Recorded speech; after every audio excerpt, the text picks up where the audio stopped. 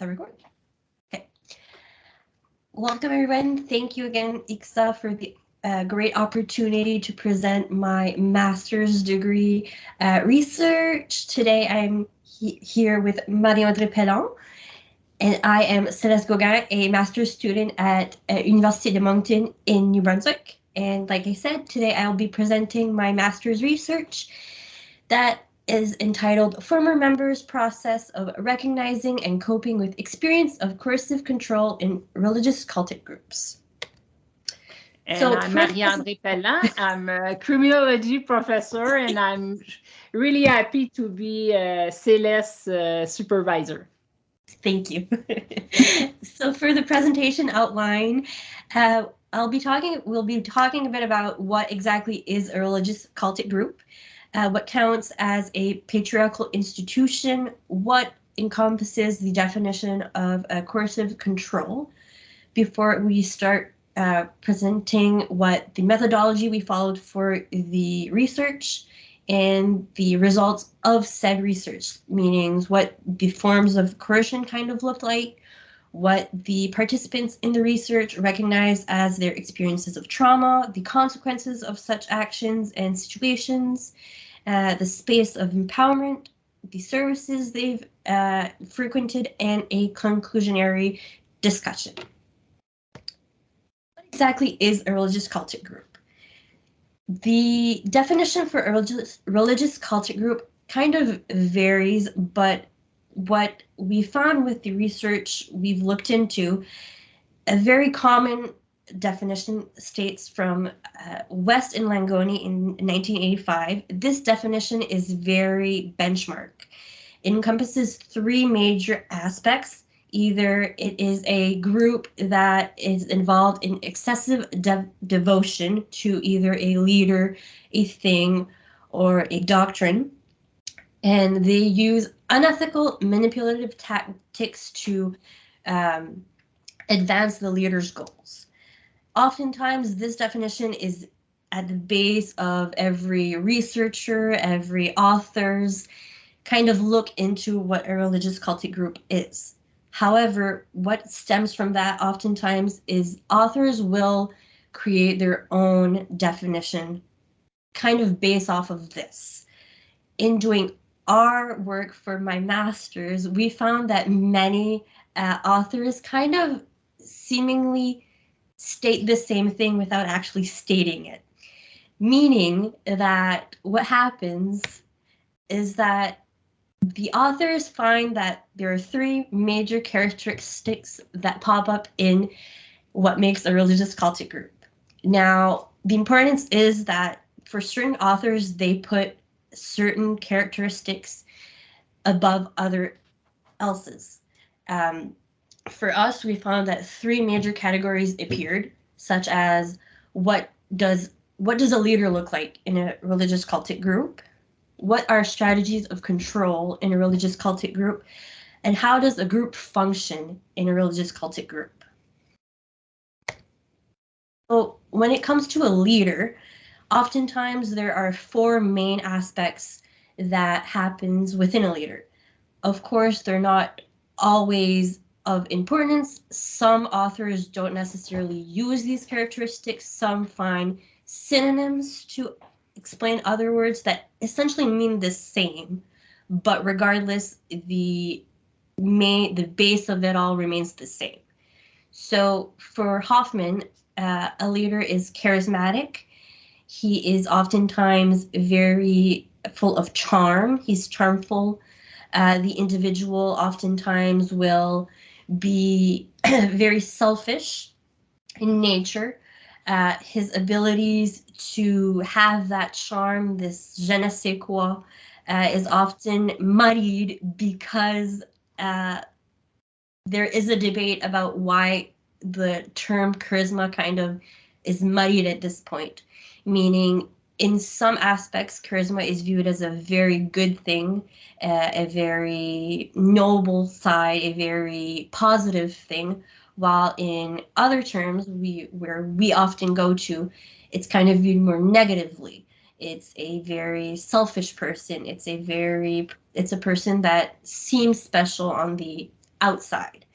Bani Sadia will also use oftentimes a childlike ego in response to what makes a leader in regards to those types of groups.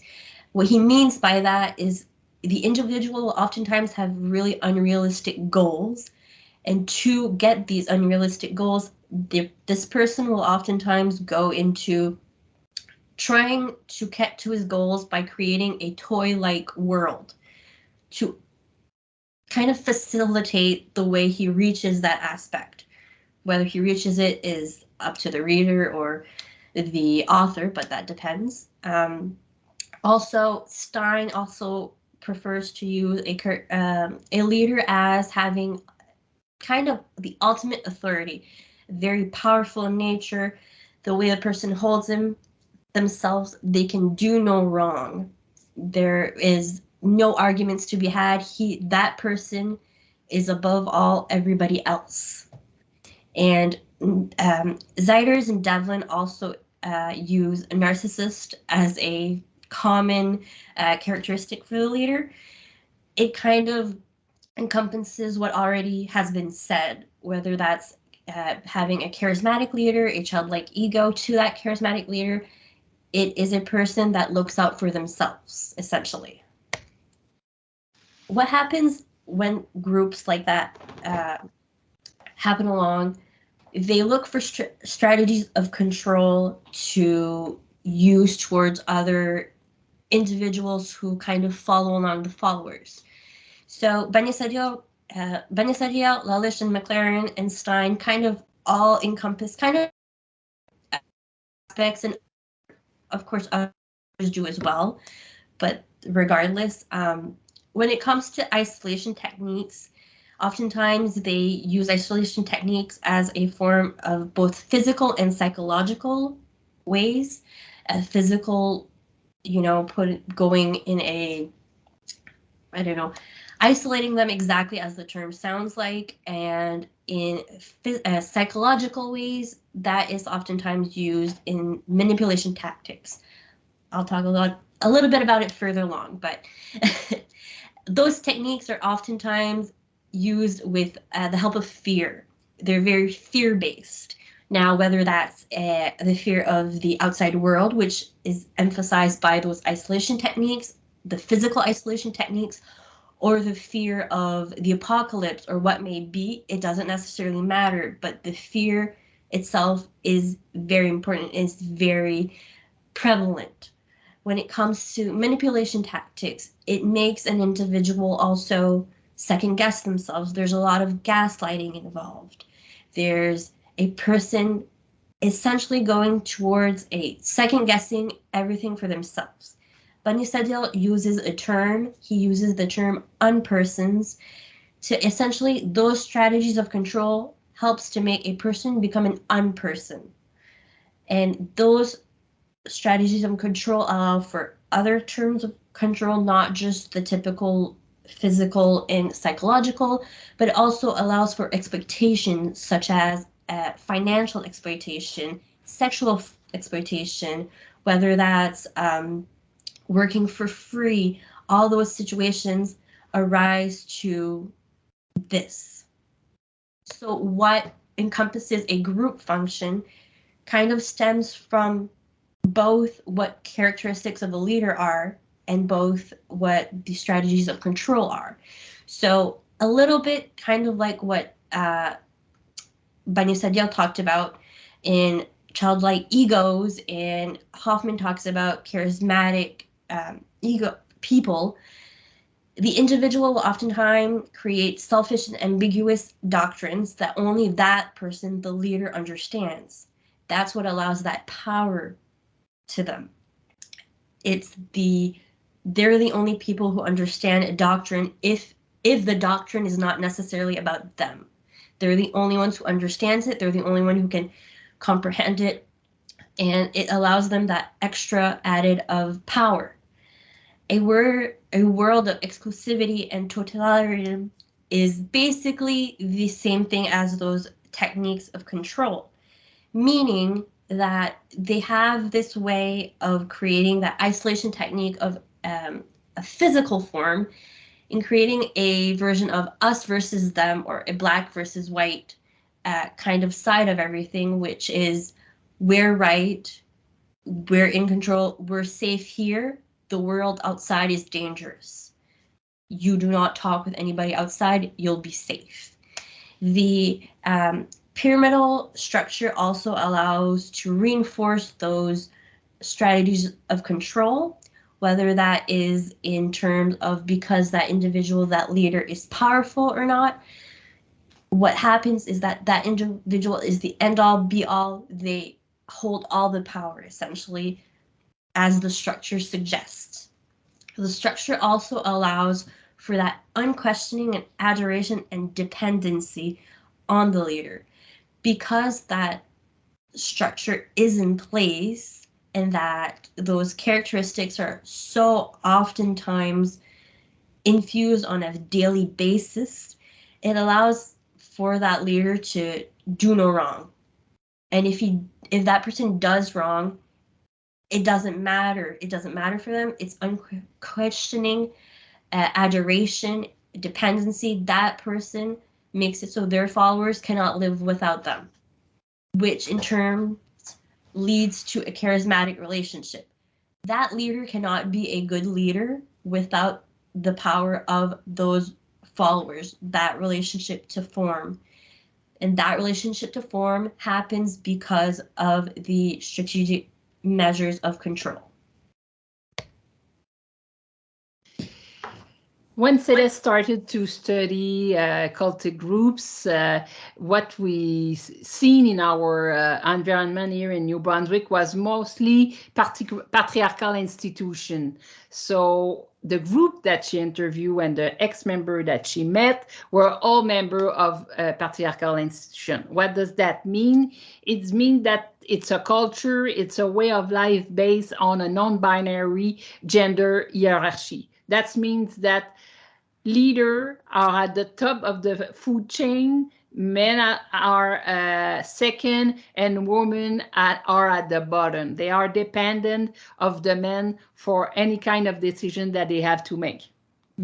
It pushes us to also to perceive certain human skill to be masculine or feminine. So it's always based on what the body of a woman can do and what the body of a man can do. The definition is always related to that. So the definition of what a woman can do is often related to the idea that she can give life, so she should be more controlled because of that. Those kind of institution elevate some men above all other men, so they have more control even on other men. So we have to look at what the leader can do versus what other men can do. Some men and some women are only workforce within the group. So their respect that they have for them is based on what they can do, what they can accomplish on during their everyday life. That create ideal role models. So what it is to be a good woman within the group, is that what it is to be a man? It is that, and if you don't respect that model, you will be excluded, criticized, punished. So that's mostly those kind of group that Céleste met during our research project. Exactly. And in those kind of groups, they also use what Stark called coercive control. So every day of life is controlled. Think about so that women decisions are controlled by men or by the group. Their sexism, if it's not her husband or father or brother who has to approve every decision that she make. Mm-hmm. The control can be modified depending on the person, but usually the result is the same. Her behavior are controlled by someone else. Exactly. That's coercive control doesn't mean that her husband, or brother or father use violence. No. It means that they use means of control so that she cannot do what she wants whenever she wants. Exactly. And also the control is daily, immediate, and it's every woman who has to endure those kind of treatment.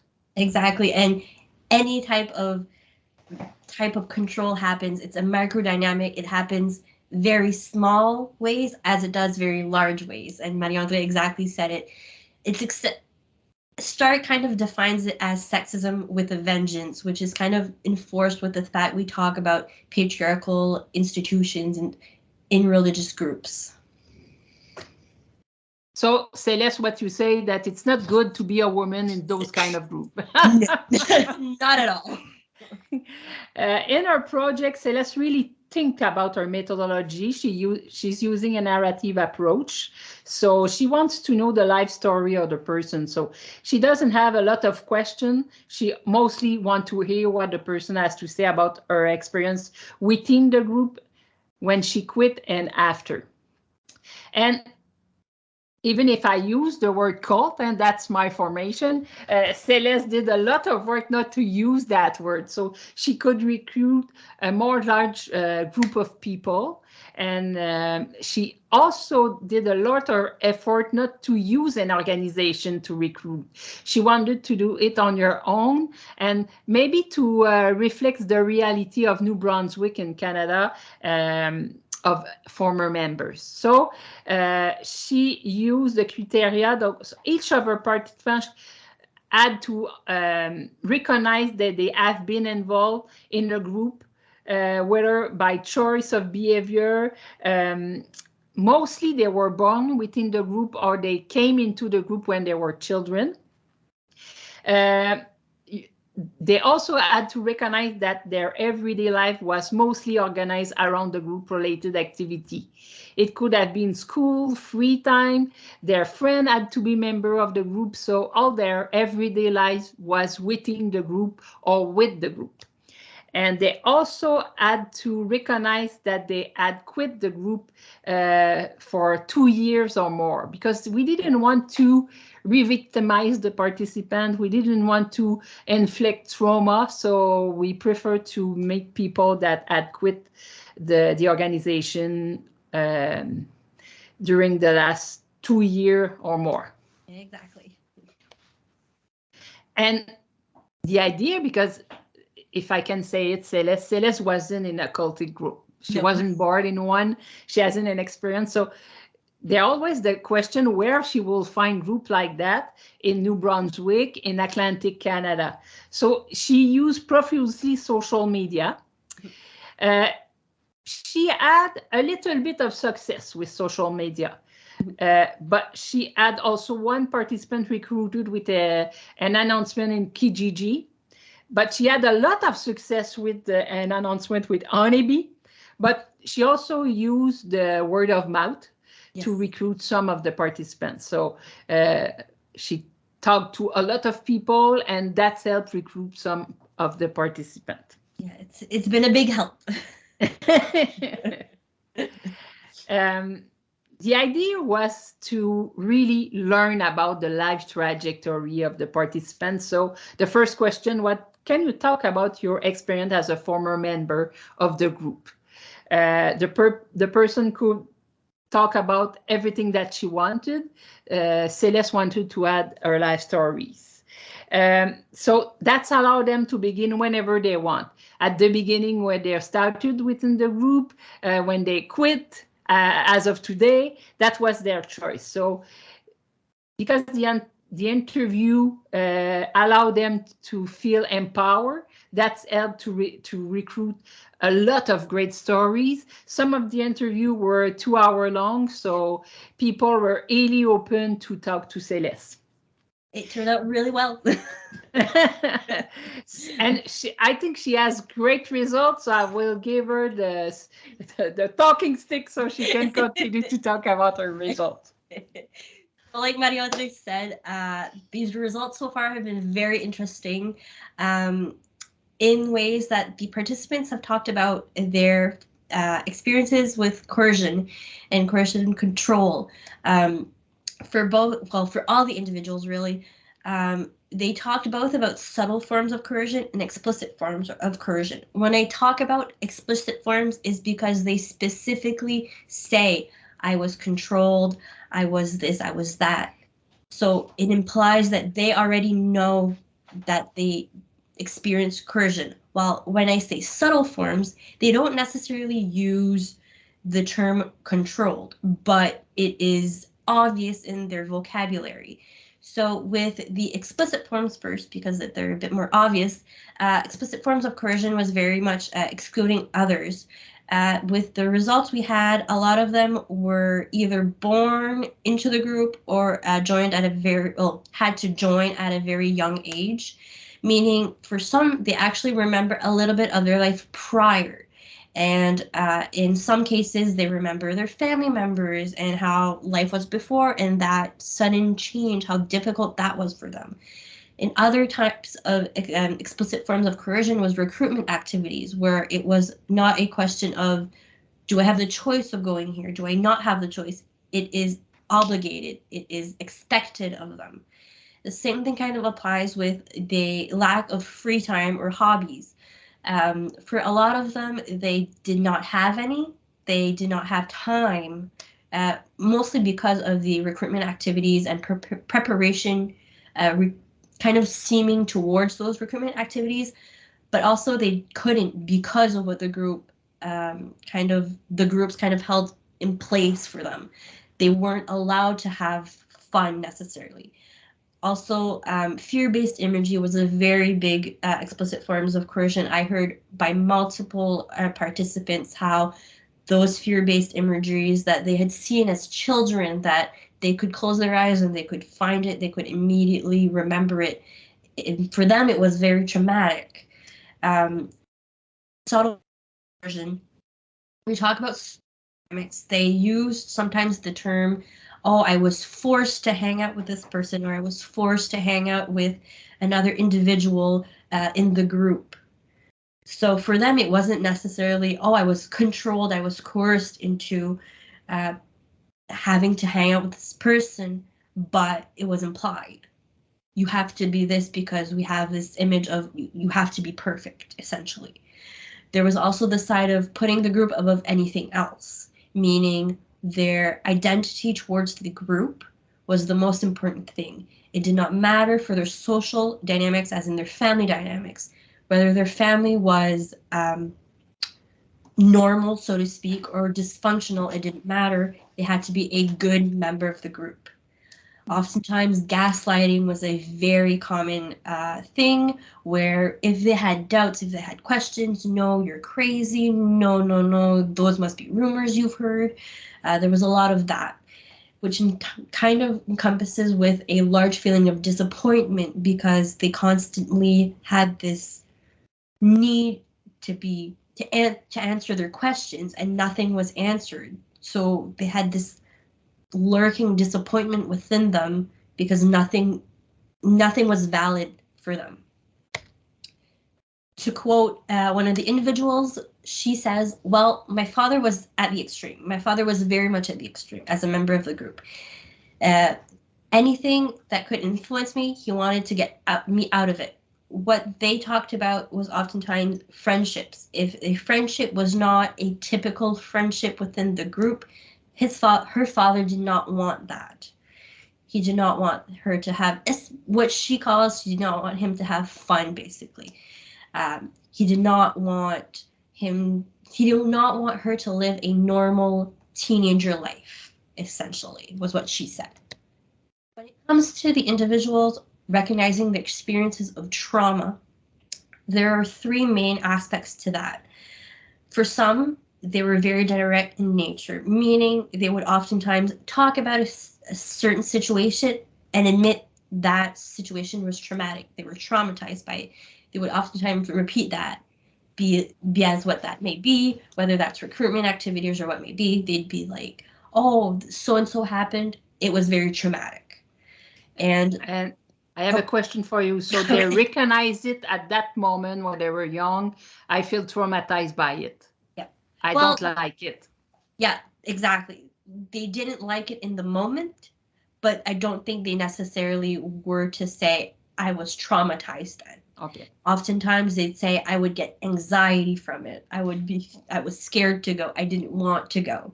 But never would they be like, I'm traumatized. This last thing happened last week or yesterday, and I don't want to go because of it. It was, oh, I'm not going to sleep well because I know something's happening in a few days, or what may be. It was oftentimes that. Okay. Yeah. And that's why kind of they refer to those experiences as being key memories in their lives.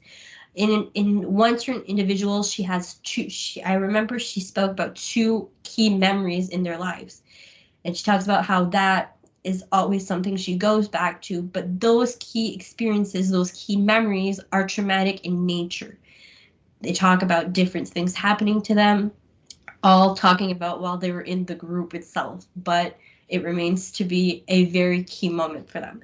And again, certain activities were forced on them. They didn't have a choice in the matter, and they didn't have the opportunity to give their actual opinion on the situation, whether it's, oh, I have anxiety, whether I have this or that. It didn't matter. For some, they didn't have any choice, and that oftentimes led to those consequences, to those situations of anxiety, to those situations of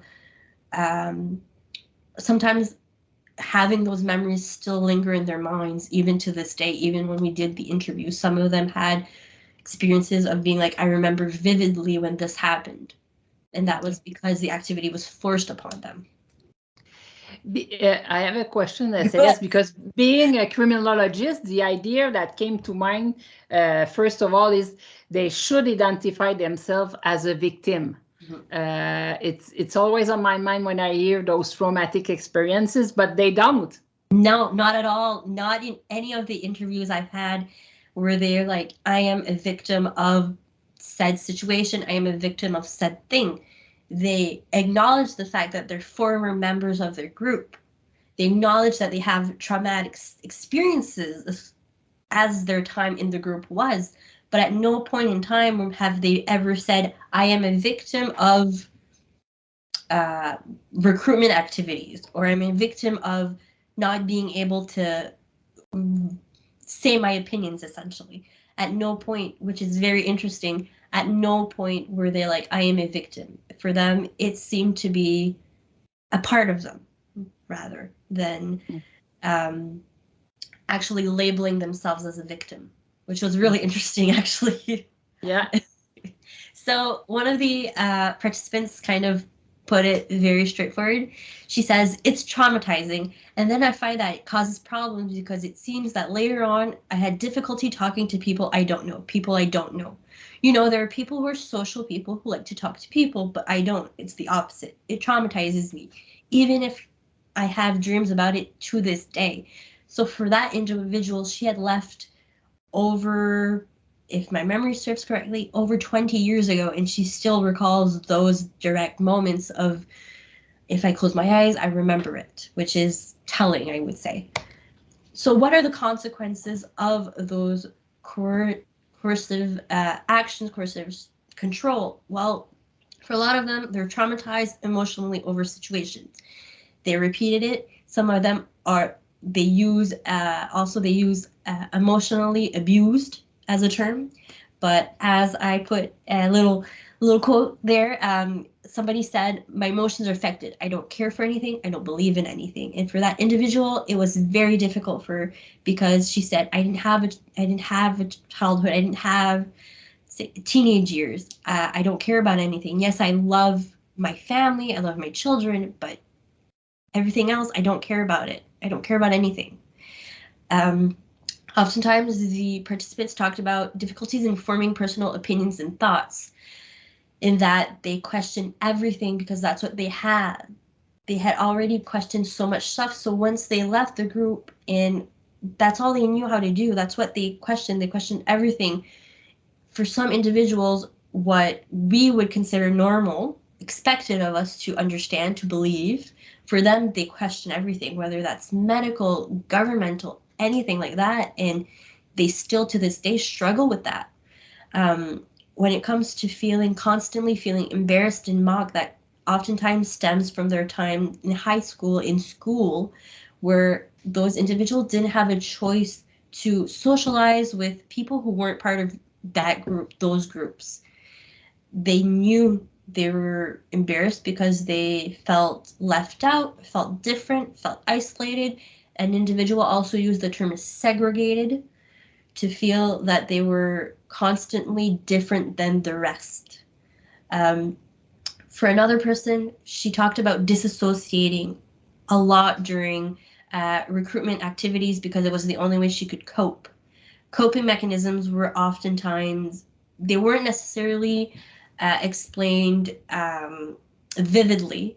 And by that, I mean, they wouldn't necessarily say, my method of coping was so and so and so, but they'd say, oh, I developed anxiety, I developed OCD, I had a manic depressive moment, I was depressed. Anything like that was very prevalent in their lives, and a lot of times was because of their experiences within the group. For some, also, alcoholism tended to be an issue after they left, while for some, varying types of times that they had that kind of varied. For some, it was a longer period of time, was a longer path of difficulties, while for others, they talked about just experimenting with that because they didn't have that typical teenager life. So for them, that was the time that they kind of tried things out and explored, but the alcoholism was still there. Also, they talked about having two separate lives, especially again during high school years. Some of them talked about having to invent things because they didn't want that feeling of being mocked over and over again. So they'd make stories up, they'd make situations up so they seemed normal for people around them so they wouldn't get picked on.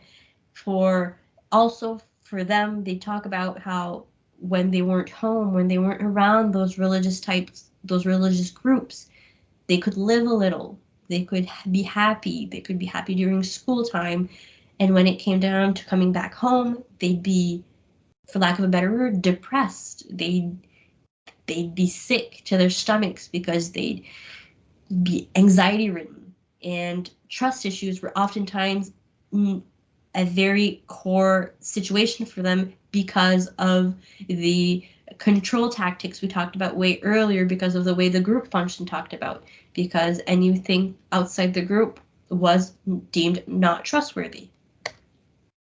So two different individuals kind of talked about that. It took me over 2 years after I wrote a letter to my mom to be able to feel liberated to heal. This individual kind of struggled with a lot of stuff, and we'll go a little bit further afterwards, but she struggled a lot with that feeling of guilt in relation to her mother before this. For her, it was a feeling of constant guilt because she didn't want to leave her mother. She felt this very inner child within her, and she needed to leave that go. That's why she wrote a letter to her mother to be able to heal herself. Another individual talked about, we were conditioned to be scared. I remember vividly these pictures, having to not trust anyone on the outside, that everyone on the outside were wolves in sheep's clothing. It created this fear of trust, a guilt of trusting anyone, making me second guess everyone. That comes from those times in the group. Of course, she didn't trust many people when she was in the group, but that situation followed her now. How many years she had left, whether that's over 10 years or so, she still to this day admits to struggling with trust because of what stems from her time during the group. So what was actually interesting was that there were situations of empowerment within these groups. While of course none of them really knew each other, what was interesting were that there were very similar acts of rebellion that would appear. Of course, a lot of that kind of stems towards their teenage years, but it was interesting that most of them, exactly that, stemmed from their teenage years. And it was repeated things such as running away from home, recognizing their rebellious identities, and fighting back in subtle and less subtle ways. What I mean by that is that for certain people, the idea of leaving their homes, not only because their family was dysfunctional, but because they didn't feel safe, They wanted a place where they could feel safe. For some individuals, they talked about how ridiculous was she did find a safe spot, but she said, I would run there because that's what I knew I was safe from. For others, they left home, they ran away because it was too much for them because of everything. They talked about how it became too much for them in that moment where they couldn't handle it anymore and the only thing they could do was run. Another person talked about recognizing their rebellious identity stems from, I would ask a lot of questions. I was a very logical kid, and because of that, I was often corrected. I didn't consider myself a good member of the group. That idea that that person was corrected, not necessarily in terms of discipline, but was often told, you have to be this perfect individual, you have to follow this idea. And let's be honest, the perfect person in those types of groups do not ask any questions. They don't look for logical people. They look for just somebody else that follows the road, essentially. When it comes to fighting back in subtle and not so subtle ways, this individual talks about her teenage years. I was often told I make things difficult for the others, often. When I was younger, I would listen to everything. But when I was a teenager, I was more rebellious. I'd wear shorter skirts, I'd push the limits. And then I'd get pulled aside and spoken to. I'd argue back sometimes, being like, it's not my fault that he sees me this way. So to them, that transition of being this ideal person when they were younger was not what they see themselves when they were a teenager. That individual talked about only being a little rebellious, but I think it speaks a lot with what she did use in her terms of fighting back. Another example was, our family was the perfect example for the congregation. Every family wanted to be like us. They wanted their children to be like my brother and I hated that.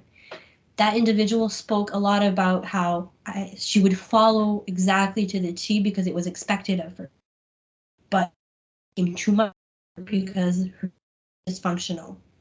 Everything was dysfunctional around her on a personal basis, but when it came down to going to where they had to go, people would see them as this ideal person, this ideal family, and she knew that wasn't what they really were, and I think that really fought internally for her. So services. It was very interesting in a terms of looking at from a Atlantic provinces perspective, because the reality is there's really no services in the Atlantic provinces right now. What the participants often spoke about was that some suggested that they should see a psychologist, while others suggested it was whatever, essentially. A quote was, while I personally didn't see a psychologist, I still had a lot of difficulties along the way. When I see people who I know are former members of whatever they might be, I tell them to go see someone. That implies that they support the idea of people seeing psychologists, because it's not easy. It's not easy for anybody to go through this. And another individual talked about a lack of education for formal services, which I really thought was interesting. I feel like psychologists, whichever, aren't educated. I remember going to see psychologists talking about my past and them basically being like, what do you want me to do with that information? It hurt. And that individual a lot of times spoke of struggles for herself, how it was difficult for her she didn't have resources available for her because of the situation she was in. And she acknowledges that, yes, given her past, even within the group, it was difficult for resources, but she thought, what about other people who maybe have a higher education than her? How difficult is it for those people? She said for her, resources were very tough to come by. So in conclusion, while there was a lack of services for some individuals, they seemed to be able to find non-formal services through supportive family members, which was very interesting. In this individual, she talks about, I was lucky that I had a supportive partner during the time because nobody else understands. And because we left together, we were able to experience life together for a while. I will always be thankful for him. I was able to live my life. what we've seen is that those people who kind of go, who leave not on their own terms, but with somebody else, kind of seem to be able to have that support system, even when the rest of the support system, their immediate families, remain in the group. They have somebody to fall back on, whatever that may be. Also, what's interesting is different forms of transitional periods, which is understandable considering the fact that everybody talks about their life trajectory, which of course is all different depending on their stories. But for this individual, she absolutely acknowledges the fact that it was not exactly smooth for her. It wasn't always easy. I remember being heavily involved with drinking, just about exploding whenever people wanted to talk about my life back then. Now I'm living my life. I'm doing what I want. Getting that college degree, I did it for me. And of course, we've seen in a lot of researches, those people often a lot of times don't have post-secondary education. And it's this form of rebellion even as they left, to prove people wrong, to prove I'm better than what I used to be, which was very liberating, which leads to my last point, which all of it is kind of liberating for them.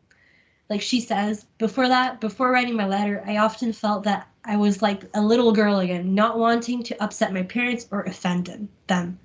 But then I decided to write a letter, not to insult her, just to let it all out. I needed that. I needed to liberate myself. Are there any questions? So see you for the period question. Bye-bye, Céleste. Bye.